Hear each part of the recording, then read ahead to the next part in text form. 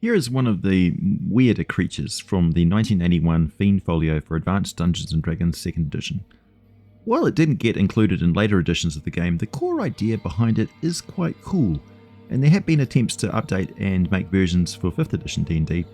I browsed through them all, deciding we could do better, and came up with something that includes my favourite thing, random roll tables.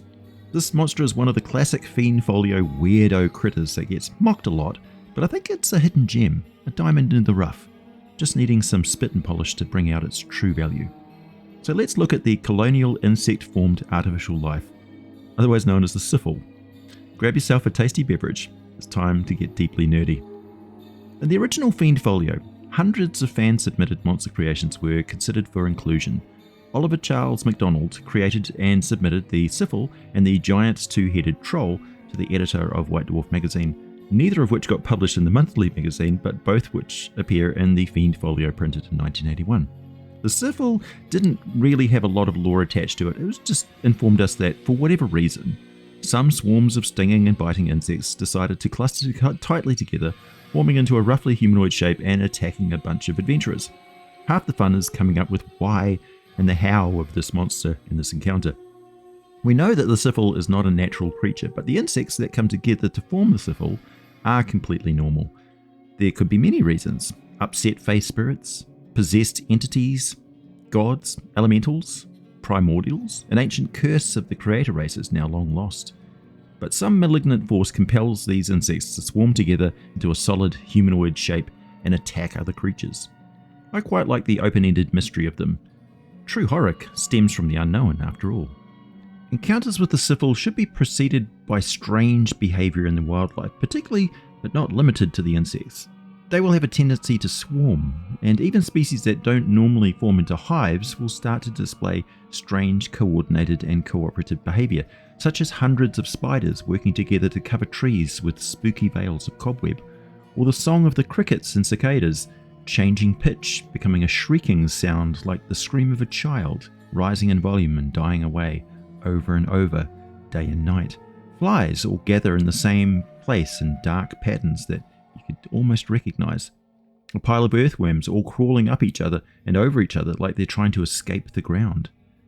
Any of which is enough to wave a big red flag in the face of any druid, fey creature, elf or gnome who will feel the presence of something else lurking under the cover of nature, an alien, cruel and unfeeling force. When the Cifal appears, the player characters should be on edge. They've been dealing with descriptions of insect behaviour that fills their mind with all sorts of terrible ideas. The Cifal is both a dire threat, and also it's supposed to be the answer to the question of what the hell's been going on with all the bugs, only the Cifal doesn't speak, it gives no answers. It's just as damned mysterious as the rest of the weirdness that's been going on, only this new nightmare really is trying to kill them. It's still a mystery, but the players can put this issue aside for a moment as they fight just to stay alive. The Cifal was originally just assumed to be a mass of biting and stinging flying bugs, but I think we can diversify and give the Cifal a range of different insect species to take advantage of their unique traits. So I've included a random table with specific bug abilities that you can easily add onto a base template of attributes and abilities all the types of Cifals share. And here it is.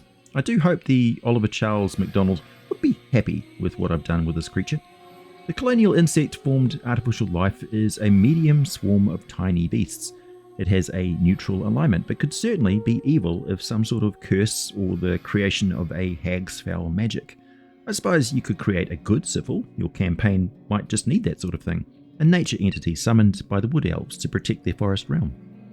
As a swarm, the Cifal is amorphous, able to fit through openings as small as an inch without any bother, making for an excellent infiltrator and assassin. The swarm tactics allow multiple Cifal and small allied swarms of insects to provide advantage to each other's attack rolls if they're within 5 feet of each other, and as swarms, they can occupy other creatures' spaces, but they can't regain hit points or gain temporary hit points. One key feature I preserved as best I could from the original Fiend Folio is that when the Cifal is reduced to 0 hit points, it makes a Constitution saving throw. If it gets a 12 or higher, it splits into 3 small swarms and carries on its attack, and I provide stats for those small swarms as well. If it rolls an 11 or lower, it fails to form into those small swarms, and all the individual insects remaining will fly and crawl off on their own. The small swarms have an armor class of 13 and an average of 18 hit points, a speed of 20 feet. That can be crawling or flying, depends on the subtype of Cifal that you're dealing with. Each small swarm can make 2 swarming insect bite attacks per round and a +5 to hit one target within 5 feet, but also maybe the same space that you're in, and do an average of 13 points of damage each attack.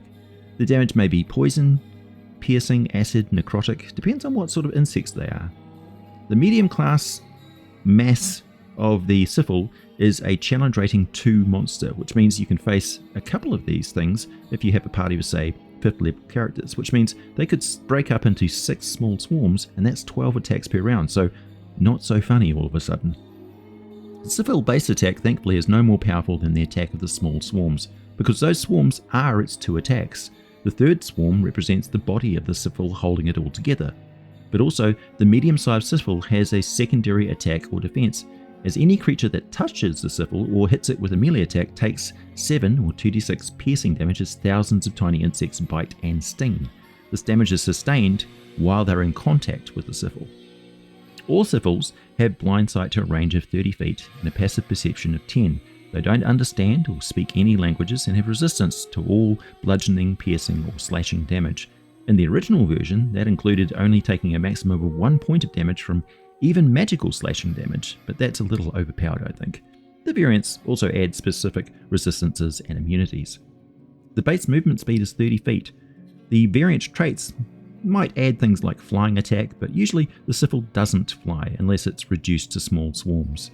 The base attributes are Strength 16, Dexterity 11, Constitution 14, Intelligence 4, which is generous, Wisdom 10, and Charisma 6. The base template has an armor class of 15 and an average of 45 hit points. That's 7d8 plus 14, so between 21 and 70 hit points. The variants I've included are the fire ant, the mosquito, the beetle, the dragonfly, the termite, and the hornet. You can come up with your own, for example, scorpions or stink bugs, perhaps even marine arthropods or even leeches. There are so many options. Fire ant types cause 3d6 acid damage and are immune to fire. They have a special burning defense, which, when hit by a melee attack, these things are literally fire ants and can set a village ablaze if not stopped in time. Bit far-fetched, but hey, it's D&D. Mosquito variants do piercing damage, of course, and have 2 special actions. First is called Disease Carrier. On a hit, the target must succeed on a difficulty class 12 Constitution save or be infected. Disadvantage on checks and attack rolls until cured. The second is called Blood Drain, which reduces the target's hit point maximum by the damage dealt until they finish a long rest. Pretty dangerous. The Beetle variant is tough with an armor class of 17, piercing damage attacks and resistance to cold and lightning, and it can curl up into an armored ball, gaining resistance to all damage except psychic.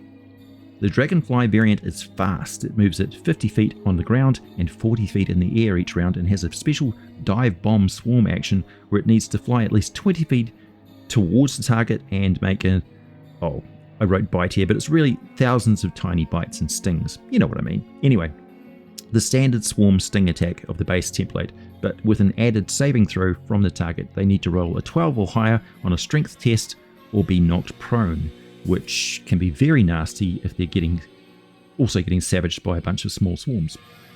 The termite variant is fantastic for warfare or just general mayhem, very nasty if you're playing spelljammer. The damage type is piercing, and the variant gains resistance to acid damage. Its special action is called Devour Structure and simply destroys 5-foot cubes of wood in one action. Finally, the Hornet variant, scary as hell. Damage type is poison, resistant to poison damage and immune to the poison condition. Its swarming stings action against one target in melee range or within the same space are +5 to hit, inflict 3d6 plus 4 on average, 14 poison damage, and the target gets a 12 or higher on a constitution test or be poisoned for 1 minute. I leave it to you if they get further saving throws in that time or not.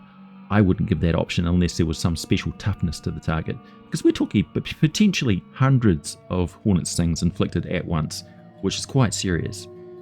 And that's about all I have for you today on the Cifal. I do hope that you enjoyed it, and this look at how to convert and update a simple enough creature from 45 years ago. You know what they say, time flies, but most colonial insect-formed artificial life variants do not. Okay, maybe they don't say that. It's a terrible name. Please suggest something better in the comments below. My name is AJ Pickett. I have a massive archive of monster lore like this on my channel. As always, thanks again for listening, and I'll be back with more for you very soon.